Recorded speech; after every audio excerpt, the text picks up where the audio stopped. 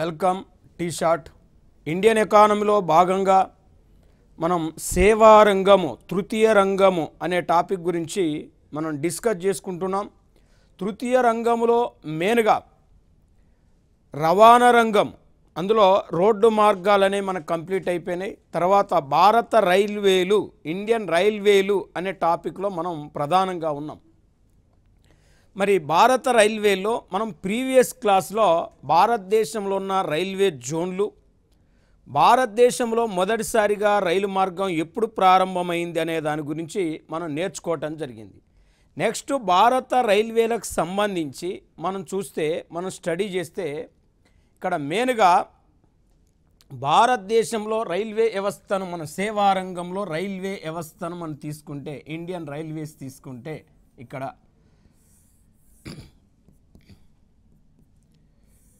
Main ఇక్కడ భారతదేశంలో ఇక్కడ రైలు అంటే కోచ్ ఫ్యాక్టరీలు, భారతదేశంలో రైలు కోచ్ ఫ్యాక్టరీలు ఎక్కడున్నాయంటే వాస్తవానికి పంజాబులోని కపుర్తల్లో ఒక ఫ్యాక్టరీ ఉంది.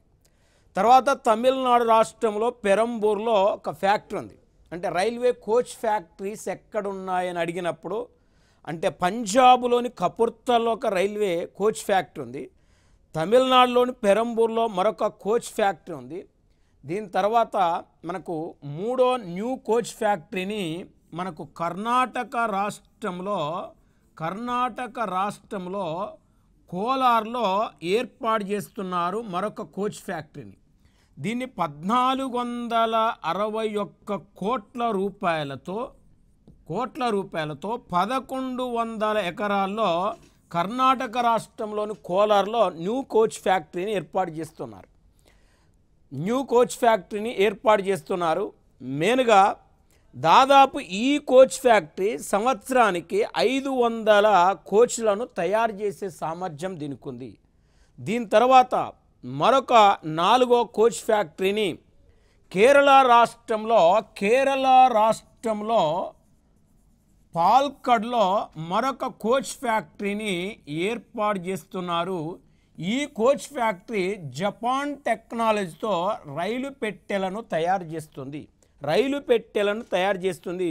ఈ కోచ్ ఫ్యాక్టరీలో జపాన్ టెక్నాలజీని వాడబోతున్నారు. మరి ఇది మనం గుర్తుపెట్టుకోవాలి.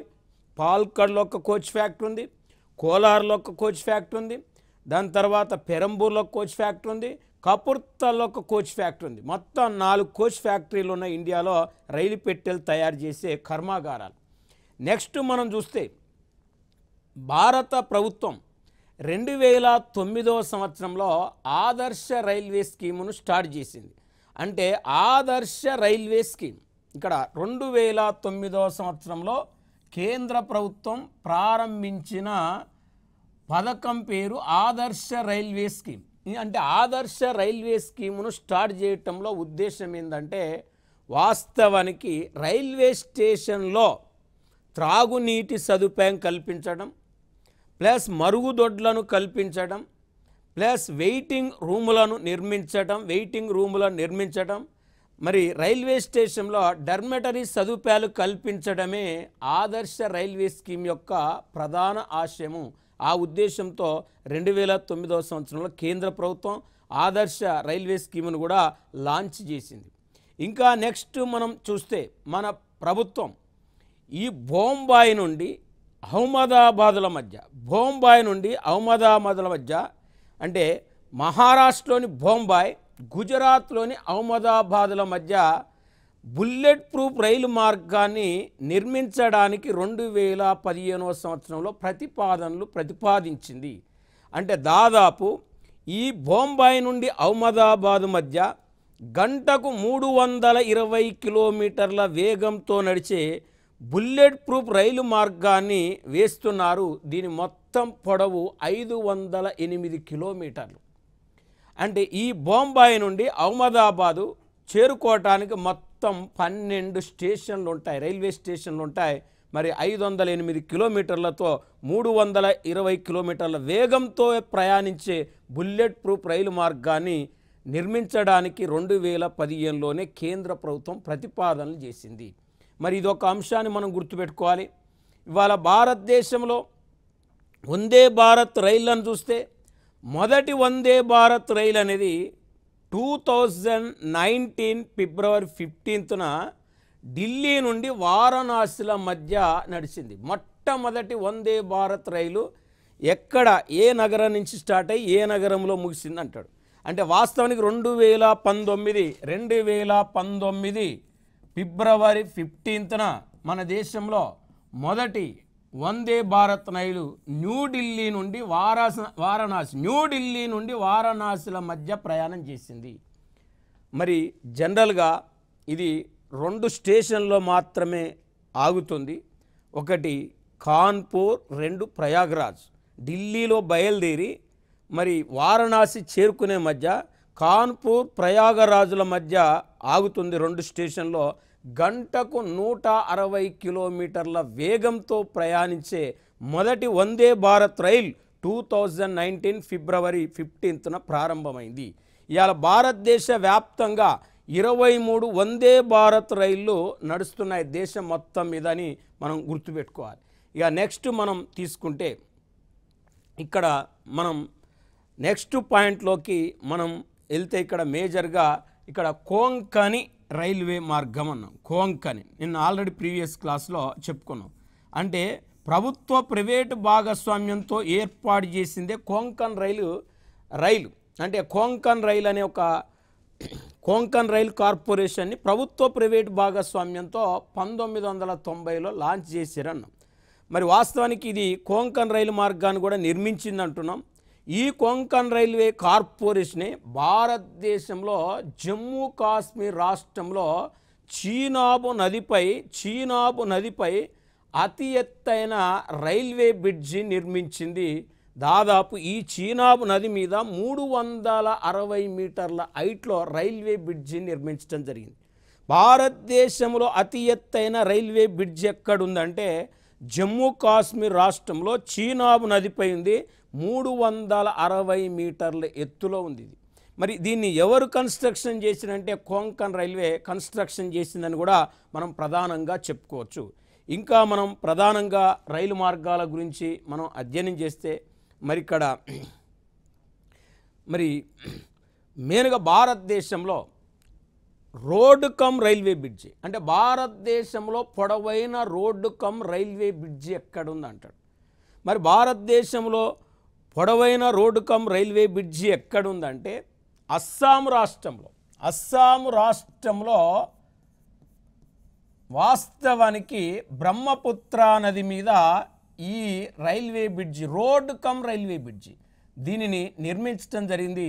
దీన్ని 2018 డిసెంబర్ 25న దీనికి ప్రారంభోత్సవం చేయటం జరిగింది. అంటే 2018 డిసెంబర్ 25న ప్రారంభోత్సవం జరిగింది. భారతదేశంలోనే అతి పొడవైన రోడ్డు కమ్ రైల్వే బ్రిడ్జి అంటాం. మరి ఇది ఎక్కడుంది అంటే అస్సాంలోని బ్రహ్మపుత్ర నది మీద నిర్మించడం జరిగింది. మరి ఇక్కడ భోజీబిల్ బ్రిడ్జిగా మనం బ్రిడ్జిగా దీన్ని చెప్పొచ్చు. ఇది 4.94 కిలోమీటర్లు. మరి 4.94 అంటే 5 కిలోమీటర్లకు తక్కువ 4.94 కిలోమీటర్ల పొడవుతో మన దేశంలోనే అతి పొడవైన రోడ్డు కమ్ రైల్వే బ్రిడ్జిగా దీన్ని చెప్పుకోవచ్చు. ఇప్పుడు నెక్స్ట్ మనం తీసుకుంటే సేతు భారత్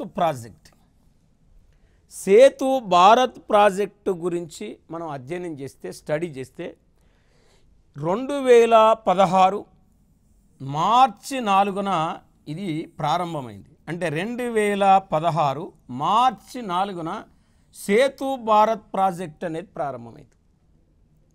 సేతు భారత్ ప్రాజెక్టును నిర్మించడంలో ఉద్దేశం ఏందంటాడు అంటే వాస్తవానికి 2019 అంటే 2019 నాటికి అంటే ఇది ప్రారంభమైంది 2016 మార్చి 4న ప్రారంభమైంది కాబట్టి 2019 నాటికి భారతదేశంలో రైల్వే క్రాసింగ్ లైన్ బ్రిడ్జిలు అంటే రైల్వే క్రాసింగ్ లైన్ బ్రిడ్జిలను నిర్మించడం అంటే రైల్వే క్రాసింగ్ లైన్ బ్రిడ్జిలను నిర్మించడమే దీని యొక్క ప్రధాన ఆశయం. అంటే ఈ సేతు భారత్ ప్రాజెక్టు కింద దాదాపు దేశవ్యాప్తంగా 20,800 కోట్ల రూపాయలతో 200 రైల్వే క్రాసింగ్ బ్రిడ్జీలను నిర్మించాలి. రైల్వే క్రాసింగ్ బ్రిడ్జీలను నిర్మించాలి. అంతేకాకుండా బ్రిటిష్ వాళ్ళ కాలంలో నిర్మించిన అతి పురాతనమైన వంతెనలు, అంటే శిథిలావస్థకు చేరుకున్న అతి పురాతనమైన వంతెనలు ఇక్కడ వాస్తవానికి 1500 వంతెనలు, 1500 వంతెనలు, పాత వంతెనలు ఉన్నాయి. ఈ పాత వంతెనలను తొలగించి వీటి స్థానంలో కొత్త వంతెనలు నిర్మించాలి. అంటే బ్రిటిష్ వాళ్ళ కాలంలో నిర్మించిన అతి పురాతనమైన శిథిలావస్థకు చేరుకున్న ఆ పాత వంతెనలను తొలగించి వాటి ప్లేస్లో మరొక 1500 కొత్త వంతెనలు నిర్మించే ఉద్దేశంతో ఇక్కడ మనకి ఈ ప్రాజెక్టు సేతు భారత్ ప్రాజెక్ట్ అనేది మనకు స్టార్ట్ అయింది. వాస్తవానికి ఈ 1500 బ్రిడ్జిలు నిర్మించడానికి 30,000 కోట్లు ఖర్చు అవుతుంది. 30,000 కోట్లు అంటే మొత్తం ఈ సేతు భారత్కి, అంటే రైల్వే క్రాసింగ్ బ్రిడ్జీలు 200 నిర్మించాలి, పాత బ్రిడ్జీలు 1500 నిర్మించాలి. మొత్తం ఈ సేతు భారత్ ప్రాజెక్టుకు కేటాయించింది ఎంత అంటే 50,800 కోట్లతో ఈ రైల్వే క్రాసింగ్ బ్రిడ్జిలను మరియు పాత బ్రిడ్జిలను నిర్మించే ఉద్దేశంతో సేతు భారత్ ప్రాజెక్ట్ అనేది ప్రారంభమైందని మనం చెప్పుకోవచ్చు. నెక్స్ట్ మనం చూస్తే రోడ్డు మార్గాలు, మనం రైలు మార్గాల గురించి నేర్చుకున్నాం. ఇక్కడ మనకు వైమానిక రవాణా,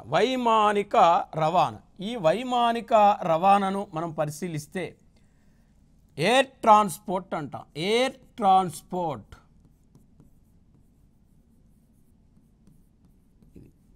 ట్రాన్స్పోర్ట్ వైమానిక రవాణా. ఈ వైమానిక రవాణా చరిత్రను మనం పరిశీలించినట్లయితే మన దేశంలో మొట్టమొదటిసారిగా 1910వ సంవత్సరంలో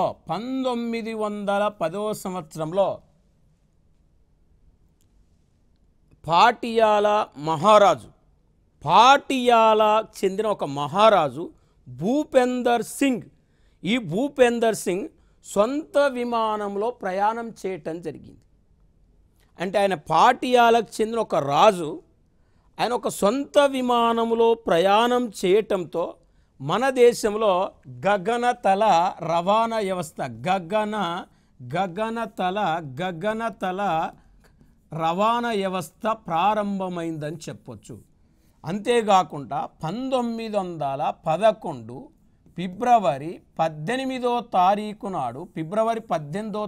నాడు మరి అలహాబాద్ అండ్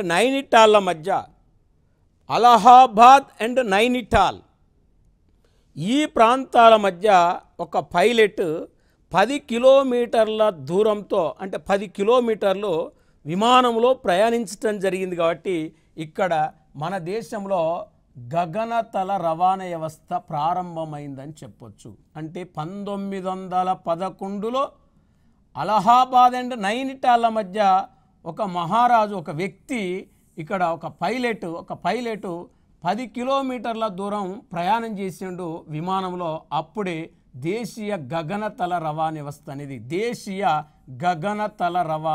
అనేది ప్రారంభమైంది.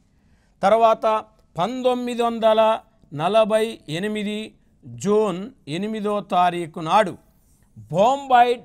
బొంబాయి లండన్ల మధ్య, అప్పుడు ముంబాయి అంటే బొంబాయి అండ్ లండన్ల మధ్య ఇక్కడ తొలిసారిగా ఒక అంతర్జాతీయ విమానం అనేది ప్రయాణించింది. అంటే బొంబాయి లండన్ల మధ్య మొదటిసారిగా వైమానిక రవాణా ఎప్పుడు స్టార్ట్ అయింది అంటే వాస్తవానికి 1948 జూన్ 8న. అంటే ఇది అంతర్జాతీయ గగనతల రవాణా అని చెప్పవచ్చు. ఇది దేశీయ గగనతల రవాణా 1911లో స్టార్ట్ అయితే అంతర్జాతీయ గగనతల రవాణా వ్యవస్థ ఇక్కడ 1948లో బొంబాయి లండన్ల మధ్య మన దేశంలో మొదటిసారిగా అంతర్జాతీయ విమానం అనేది ప్రయాణించడంతో అంతర్జాతీయ వైమానిక సేవలు ప్రారంభమైనవి అని చెప్పుకోవచ్చు. అయితే వైమానిక వ్యవస్థపై, గగనతల వ్యవస్థపై 1950వ సంవత్సరంలో అంటే 1950వ సంవత్సరంలో కేంద్ర ప్రభుత్వం రాజ్య అధ్యక్షతన ఒక కమిటీ వేసింది. అంటే గగనతల రవాణా వ్యవస్థపై 1950లో కేంద్ర ప్రభుత్వం నియమించిన కమిటీ ఏందంటాడు, రాజ్య అధ్యక్ష కమిటీ నియమించింది. ఈ రాజ్య అధ్యక్ష కమిటీ సిఫారసులు అనుసరించి ఇక్కడ గగనతల రవాణా చట్టంను 1953లో గగనతల రవాణా చట్టాన్ని కేంద్ర ప్రభుత్వం తీసుకొచ్చింది. గగనతల రవాణా చట్టం. మరి గగనతల రవాణా చట్టము ఎప్పుడు వచ్చిందంటే 1953లో తీసుకొచ్చారు. మరి ఈ గగనతల ఈ రవాణా చట్టాన్ని మనం పరిశీలిస్తే ఈ చట్టం ప్రకారం ఎయిర్ ఇండియా ఇండియన్ ఎయిర్లైన్స్ను ఏర్పాటు చేశారు. ఎయిర్ ఇండియా ఇండియన్ ఎయిర్లైన్స్ని ఏర్పాటు చేశారు అంటున్నాం. ఇక్కడ చూడండి, ఎయిర్ ఇండియా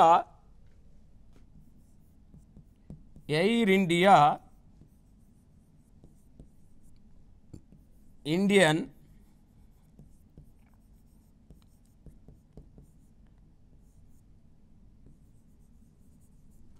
ఎయిర్లైన్స్ ఈ రెండు సంస్థలను ఏర్పాటు చేశారు. Air India, Indian airlines.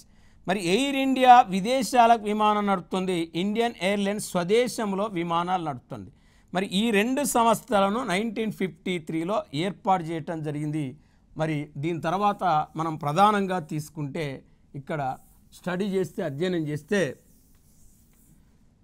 1972లో international airport authority of ఇండియాని ఏర్పాటు చేశారు. అంటే చూడండి, 1972లో ఇంటర్నేషనల్ ఎయిర్పోర్ట్ అథారిటీ ఆఫ్ ఇండియాను ఏర్పాటు చేసింది కేంద్ర ప్రభుత్వం. 1986లో నేషనల్ ఎయిర్పోర్ట్ అథారిటీ ఆఫ్ ఇండియాని ఏర్పాటు చేసింది. అంటే 1986లో నేషనల్ ఎయిర్పోర్ట్ అథారిటీ ఆఫ్ ఇండియాను లాంచ్ చేసింది. ఈ నేషనల్ ఎయిర్పోర్ట్ అథారిటీ ఆఫ్ ఇండియాను ఇక్కడ లాంచ్ చేస్తే ఇక్కడ మనం చూస్తే దీన్ని రెండింటిని కలిపి అంటే జాతీయ ఎయిర్పోర్ట్ అథారిటీ, అంతర్జాతీయ ఎయిర్పోర్ట్ అథారిటీ ఆఫ్ ఇండియాను కలిపి 1995వ సంవత్సరంలో ఎయిర్పోర్ట్ అథారిటీ ఆఫ్ ఇండియాని ఏర్పాటు చేయటం జరిగింది. ఎయిర్పోర్ట్ అథారిటీ ఆఫ్ ఇండియాను ఏర్పాటు చేయటం జరిగింది. ఏఏఐ అంటే ఎయిర్పోర్ట్ అథారిటీ ఆఫ్ ఇండియా. ఇది మనకు most important point. Airport authority of India ఎప్పుడు ఏర్పడ్డది అంటాడు, 1995వ సంవత్సరంలో ఏర్పడ్డది.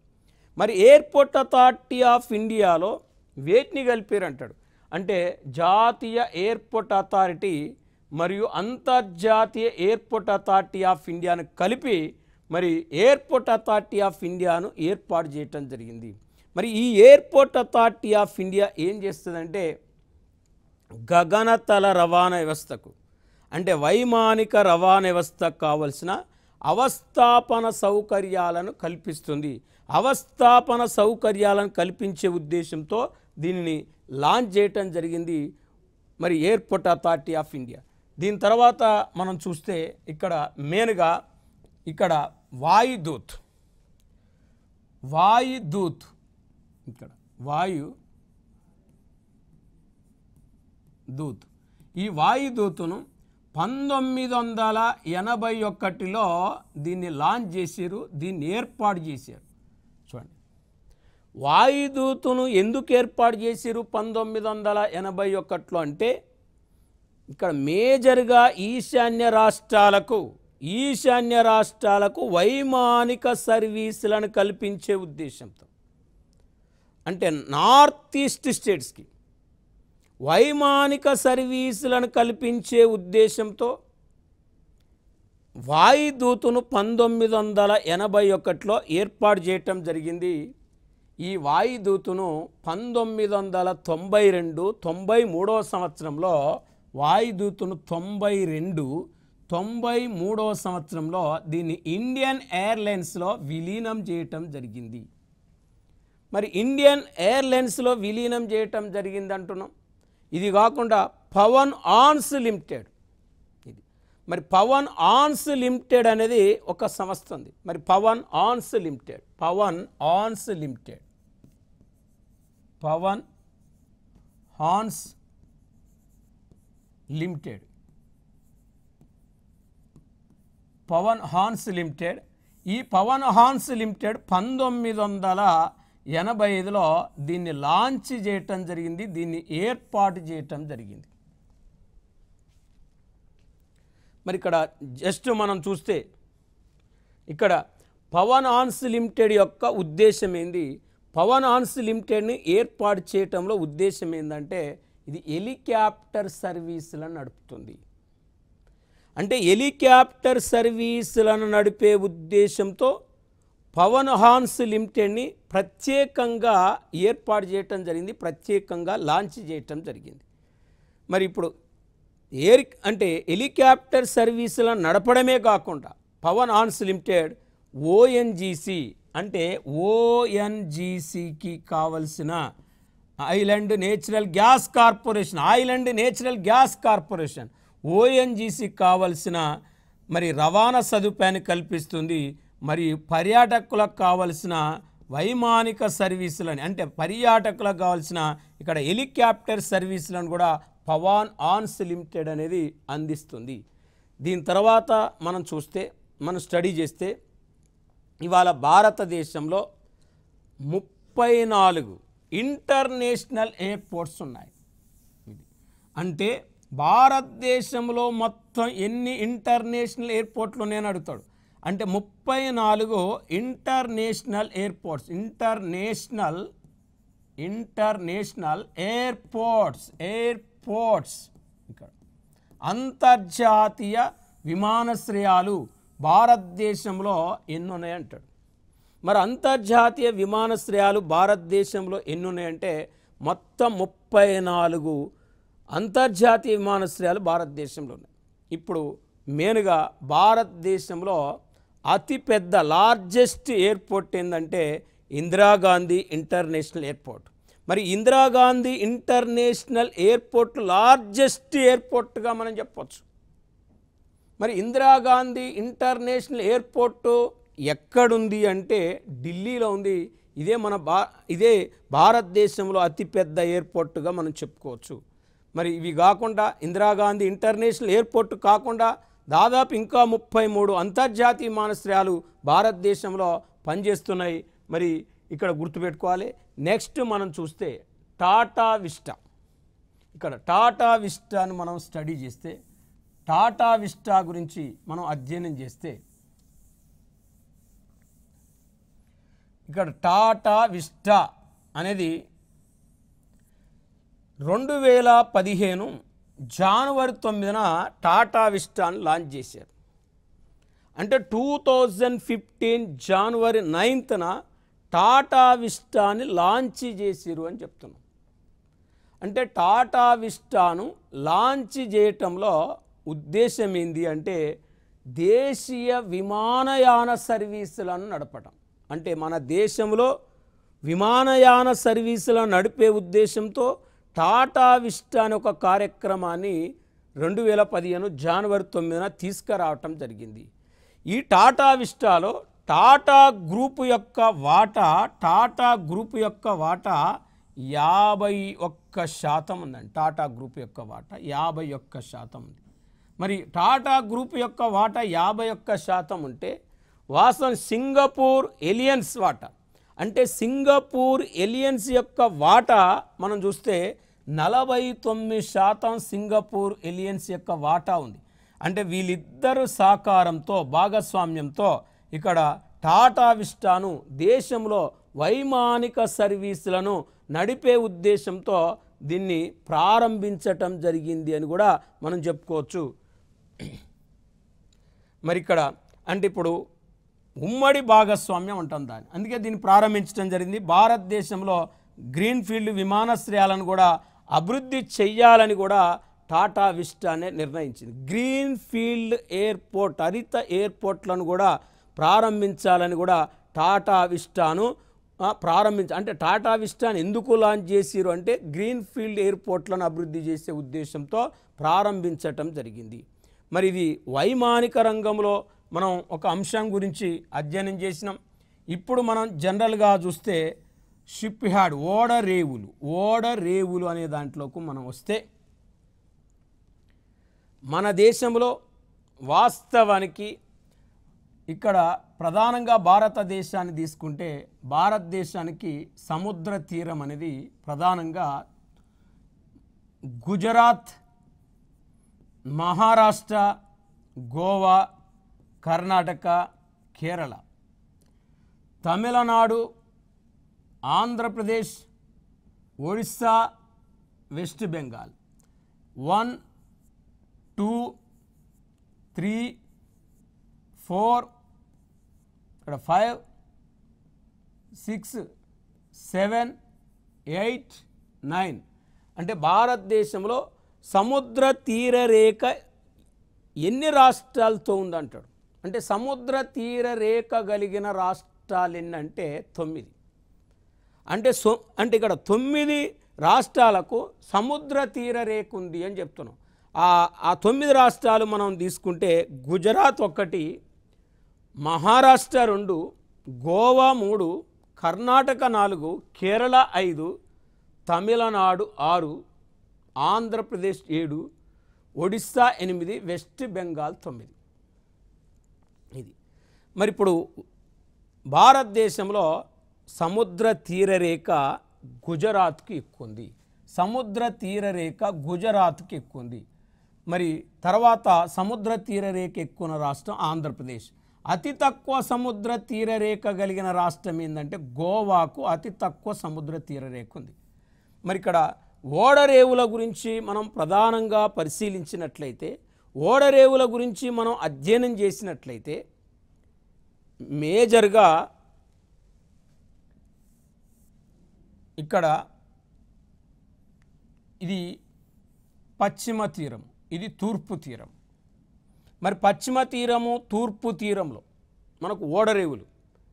మరి ఇక్కడ పశ్చిమ తీరంలో ఉన్న ఓడరేవులు ఏంటి, తూర్పు తీరంలో ఉన్న ఓడరేవులు ఏంటి అనే దాన్ని అధ్యయనం చేసినప్పుడు మనకు జల రవాణాలో 2 రకాలు ఉన్నాయి. దేశీయ జల రవాణా, అంతర్జాతీయ జల రవాణా. ఇది జల రవాణాలో ఒకటి దేశీయ జల రవాణా, రెండోది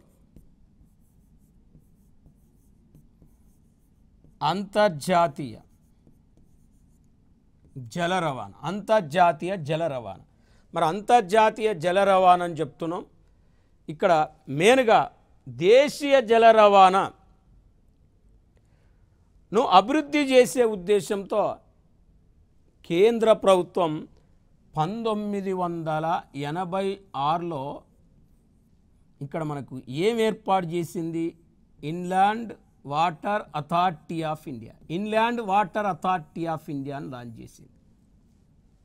ఇది అంటే దేశీయ జల రవాణాను అభివృద్ధి చేసే ఉద్దేశంతో భారత ప్రభుత్వం ప్రత్యేకంగా inland water authority of India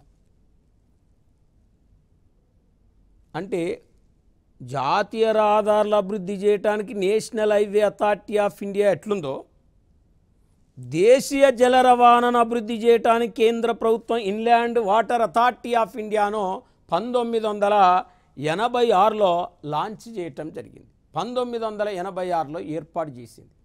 అయితే భారతదేశంలో దేశీయ జల రవాణాను చూస్తే 14,500 కిలోమీటర్ల పొడవున దేశీయ జల రవాణా విస్తరించింది. అంటే దేశీయ జల రవాణా 14,500 కిలోమీటర్ల పొడవున దేశీయ జల రవాణా విస్తరించింది. అంటే దేశ సరిహద్దు లోపలుండే జల రవాణాను దేశీయ జల రవాణా అంటారు. ఈ సముద్రంలో ఇలా ఉన్న జల రవాణాను మనకు అంతర్జాతీయ జల రవాణా అంటారు. మరి భారతదేశానికి జనరల్గా 7517 కిలోమీటర్లు అంతర్జాతీయ జల రవాణా విస్తరించింది. ఇదంతా కూడా మనకు మెయిన్గా అంతర్జాతీయ జల రవాణాగా మనం చెప్పుకోవచ్చు. ఇది అంతర్జాతీయ జల రవాణా అని చెప్తున్నాం. ఇలా అంతర్జాతీయ జల రవాణా అనేది మనకు మేజర్గా 7517 కిలోమీటర్ల వరకు మనకు అంతర్జాతీయ జల రవాణా ఉంది. వాస్తవానికి 14,500 కిలోమీటర్ల పొడవున 14,500 కిలోమీటర్ల పొడవున మనకు ఏముందంటే దేశీయ జల రవాణా ఉంది. మరి ఇప్పుడు ఇది దేశీయ జల రవాణా, అంతర్జాతీయ జల రవాణా గురించి మనం అధ్యయనం చేసినాం కాబట్టి ప్రత్యేకంగా మనకు మేజర్గా ఇక్కడ ఇనుముక్కు పరిశ్రమల్లో కోల్ ఇండియా లిమిటెడ్ అంటే ఇక్కడ మనకు steel authority of India limited ఎట్లుందో, బొగ్గు పరిశ్రమలో కోల్ ఇండియా లిమిటెడ్ ఎట్లుందో, మనకు జనరల్గా ఒక్కొక్క దానికి ఒక మహారత్న కంపెనీ ఉంది.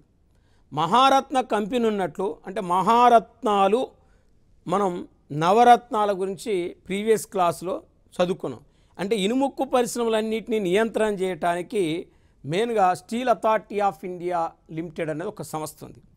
తర్వాత బొగ్గు పరిశ్రమలన్నింటినీ అజమాయిషీ చేయడానికి, నియంత్రణ చేయడానికి ప్రత్యేకంగా కోల్ ఇండియా లిమిటెడ్ అని ఉంది. ఇప్పుడు మనం ఈ జల రవాణాకు సంబంధించి కేంద్ర ప్రభుత్వం ఏర్పాటు చేసిన సంస్థ ఏంటిది, మన దేశంలో ఎన్ని ఓడరేవులు ఉన్నాయి, ఆ ఓడరేవుల గురించి మనం పూర్తిగా నెక్స్ట్ క్లాసులో మనం నెక్స్ట్ వీడియోలో తెలుసుకుందాం. Thank you.